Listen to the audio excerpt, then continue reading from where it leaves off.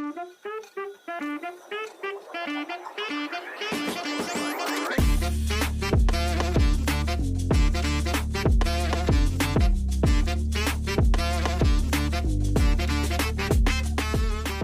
up guys? Welcome sa Bro Motovlog PH.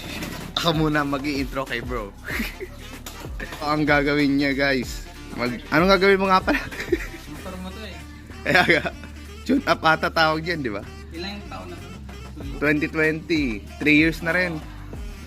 3 years na walang maintenance. So, anong gagawin mo bro? Ano maintenance natin? Kasi 3 years na tong walang maintenance mga bro.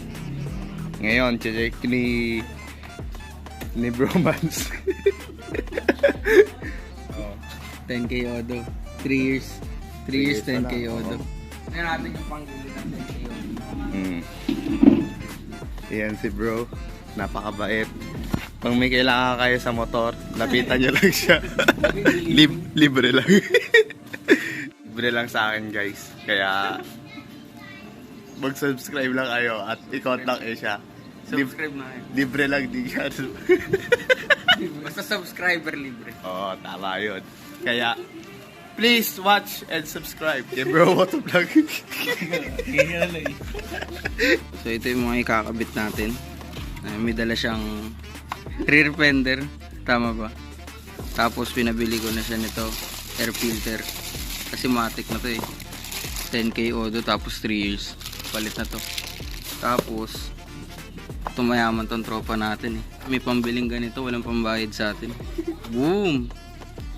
Angas, napaka-angas. Ayan, kakabit din natin to. Ayan, so ito muna papalitan natin.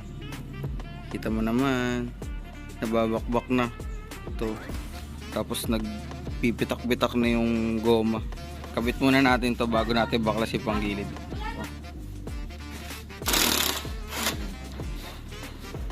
So, ayun bro. Hindi namin matanggal. Mukhang kailangan na pumunta sa plan B.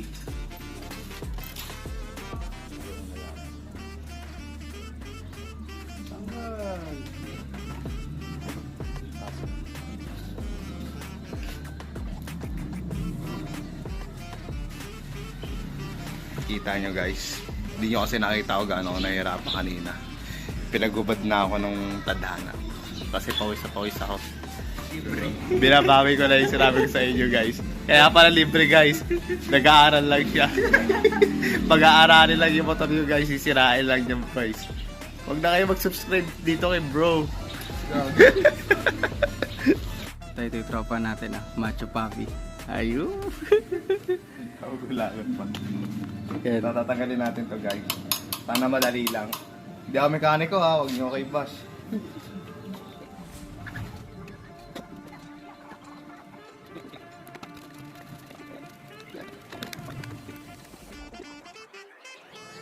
Palitan natin airbox. Filter pala, airbox. Saan yung bili natin?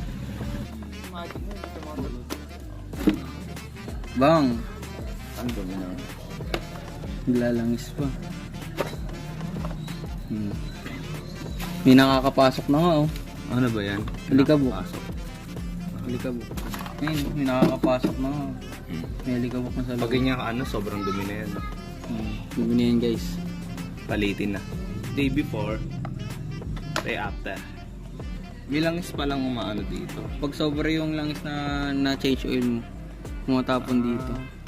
Kaya may ganito, nakikita mo kung may sobra. Tapon mo, sayang. Ha? Matagal na rin naman yung time nila. Matagal sabihin. Ay hindi, 32. Yay!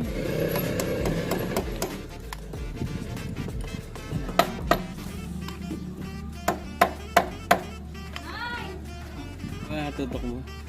Oo, nakatutok. Guys, pinapalo-palo yung motor ko guys.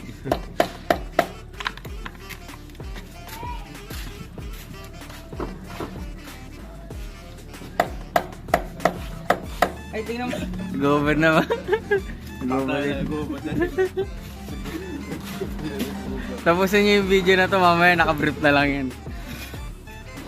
Unti-unti na nagbubad. Hindi na nagbabawas. Gagalit ka ba sa akin, pre, pag nabasag ko?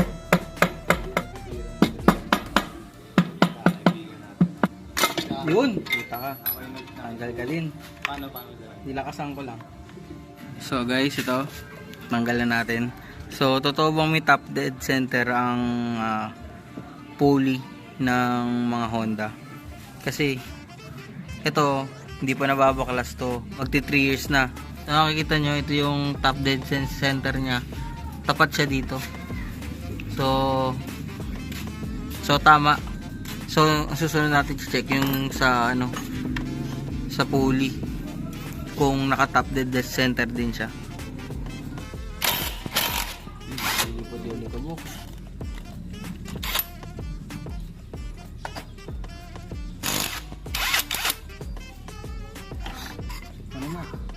Top dead center, tapos may nilagyan sila ng parang markings na pang top dead center. Tapos titingnan natin, dapat ito dito kung naka top dead center.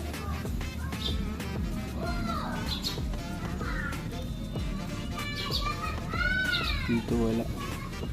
Ay, hindi siya naka top dead, nandito. So hindi siya naka top dead dito. So dito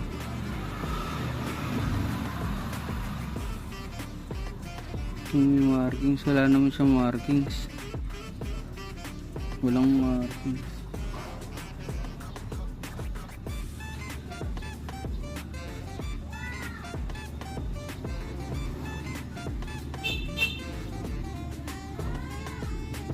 Dito nila tinapat yung top dead center.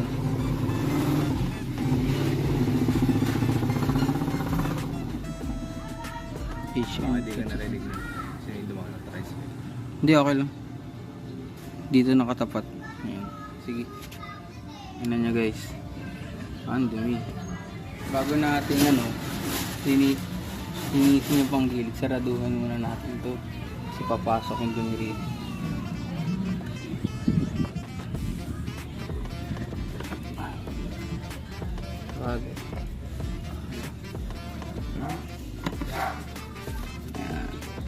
Tapos na tayo sa airbox ng boy. Yan na tayo. Yung bola mo pre, alam mo ba magtingin ito pag may kanto? May kanto. Ha? Ayun o, kanto. Ano ba yun? Di na bilog. Di ba bilog yan? Oo. Tapos kakapay mo rito. Ayun o, kanto. Tingnan mo. Kitang kita nga eh. Papalitan natin to. Papalitan na dyan. Ito rin o. Paano mo makabili? Ano tawag? Bibili tayo. Ito mo, okay na okay. Hindi yung ganun mag-check pre. Mag-check niyan. Ganyan. Bubuka mo talaga. Tapos pag puro crack, ito okay pa to, mababaw pa yung crack. Checkin mo isa-isa. Kasi may crack lang dyan na malalim, palitan na.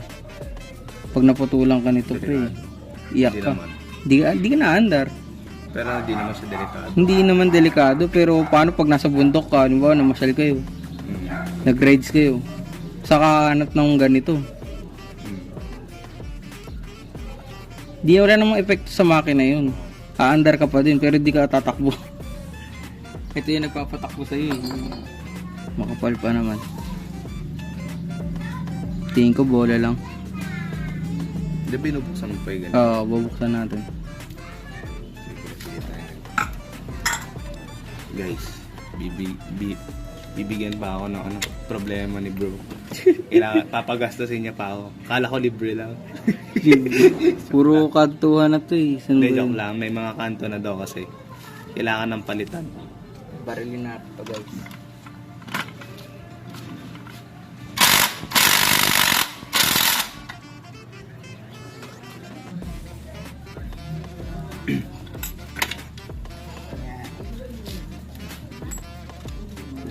Kalawang boy. Palitan na rin. Kita niya yan boss. Kung gaano karumi yan. Kita ba? Nahuhulog oh. Wow. Sobrang dumi. Baka malata na nga rin ito. Di pa naman. Sige, linisin na natin to. Yeah. Okay ka na pre.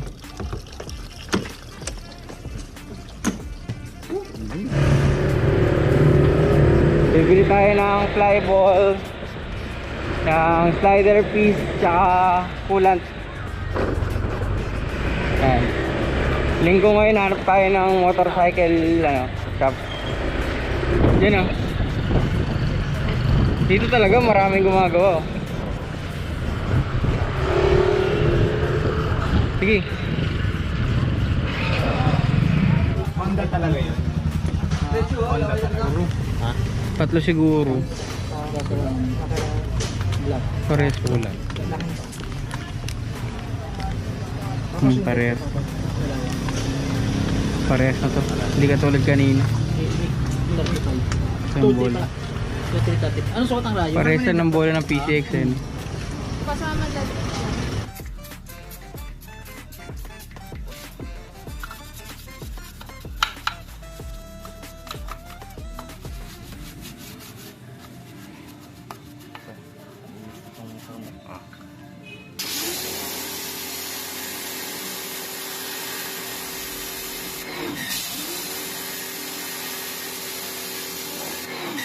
Panis.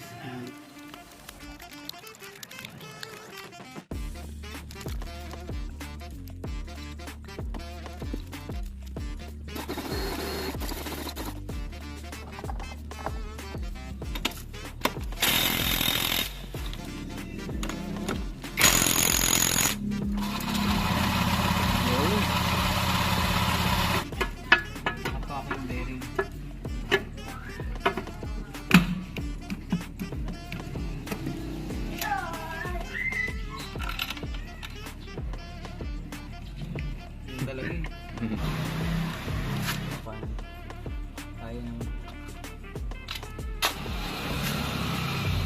Dyan nilalagay kulang. Dagdag lang, hindi change. Hindi literal na change. Hefty ko. Konti lang naman. Konti lang yan talaga.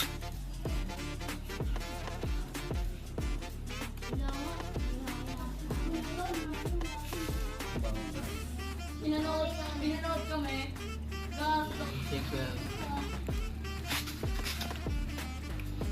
Pagsalin.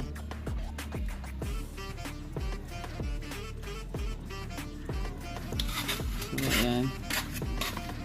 Nag-appear na dyan yung coolant. Ibig sabihin, sapat na. Tapos, kailangan dyan paanda rin para makita natin mag-circulate. Kung bababa pa yan, magdadagdag pa tayo. Ang tawag doon, bleeding. Next na i-install ni Bro Motovlog. So kung gusto niyo palitan yung, di ko alam kung anong tawag, titigan nyo lang siya.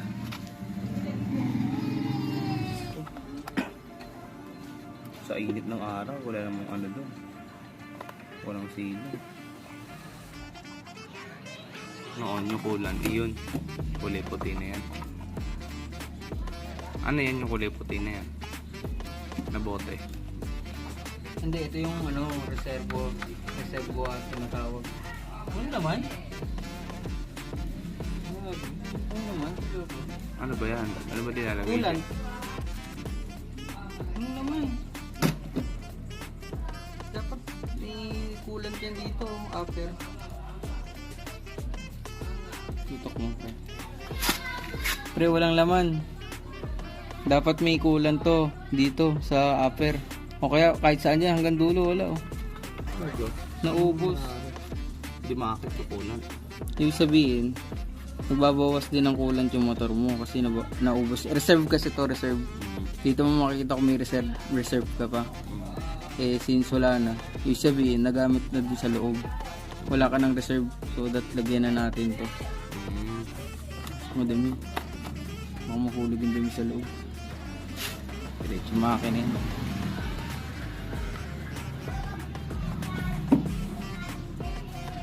Buti yung sobra pa. Naubos pa. Eh, paano madadagdagan yan? Ganyan. Ikaw kusa, hindi siya aakit dito. Ganon, hindi. Ha? Hindi, pababa yan. Dito talaga. okay. Reserve nga to. Pag Oo. nagkukulang sa loob, humihigop siya dito sa taas. Oo. Pre, walang kalaman-laman.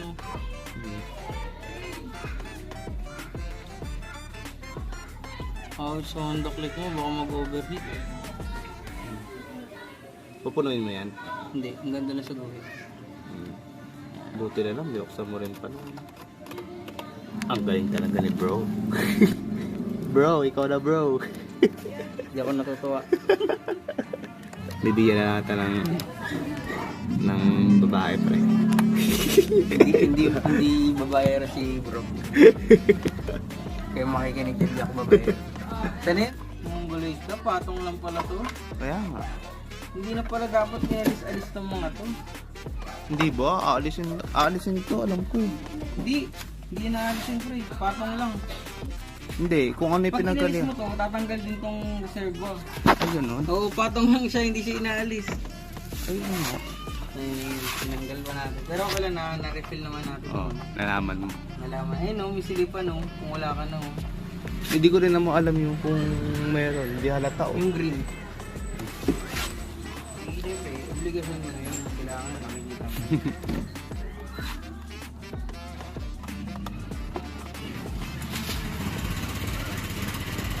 Ay, hindi ka nakita. Isa pa. Hindi ka nakita.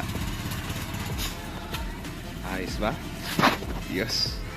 Ang galing ni bro. Ano may ari oh. Laki ng ngiti kasi walang bayad eh. Ayun guys, so nakauwi ako ng ligtas. Sobrang galing ni bro Motovlog guys. So quick recap lang tayo mga bro no. Ito yung mga accessories na kinabit niya sa akin, which is yung matawag ito hand grip tsaka to brake lever, which is napakalupit, napakaganda. Pero tingin ko mas maganda kung kulay pula yung nabili ko dito eh. Ila medyo pinagsisihan ko. Tapos itong tire hugger din nabigay sa akin ng pinsan ko, kinabit niya rin. Pero ang pinaka-importante sa lahat is nalinis niya itong panggilid ko. Yan. At napakalupit ni bro kasi nagda-dragging ako dati. Pero ngayon yung pinatakbo ko siya kagabi, nawala na. Meron din siyang pinalitan na parts, which is itong mga to.